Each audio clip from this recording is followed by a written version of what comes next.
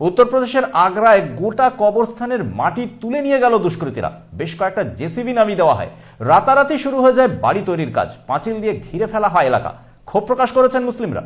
রাতারাতি হাপিস করে দেওয়া হলো গোটা কবরস্থান। উত্তরপ্রদেশের আগ্রার শাহী কবরস্থানের মাটি পুরোটা তুলে নিয়ে যাওয়া হয়। রাতভর জেসিবি নামানো হয়। তারপর মাটি তুলে নিয়ে সেই মাটি মানবদেহের হাড়গোড় ফেলে দেওয়া হয় অন্যত্র। কয়েকশো বছর ধরে রয়েছে এই কবরস্থান। যোগী প্রশাসন এই ঘটনা নিয়ে পুরোপুরি চুপ। মুসলিমরা প্রতিবাদ জানিয়ে বলেছেন, গভীর রাতে বেশ কয়েকটা জেসিবি নামিয়ে দেওয়া হয় কবরস্থানে। রাতেই পাঁচিল তুলে দেওয়া হয় কয়েকশো লোককে নামিয়ে। পুলিশি পাহারায় এই গোটা ঘটনা ঘটে, যদিও পুলিশ অস্বীকার করেছে। তারা বলেছে, কারা এই ঘটনা ঘটিয়েছে সেদিকে নজর রাখা হচ্ছে। গোটা ঘটনা তদন্ত শুরু হয়েছে ইতিমধ্যেই। যদিও মুসলিমদের দাবি, পুলিশ ও আগ্রা প্রশাসন সবটাই জানতো। এই শাহী কবরস্থানে যোগী প্রশাসনের বিরুদ্ধে সোচ্চার হয়েছেন মুসলিমরা। কবরস্থানের মাটি তুলে ফেলে দিয়ে সেখানে আজ থেকেই শুরু হয়েছে নতুন বিল্ডিং তৈরির কাজ।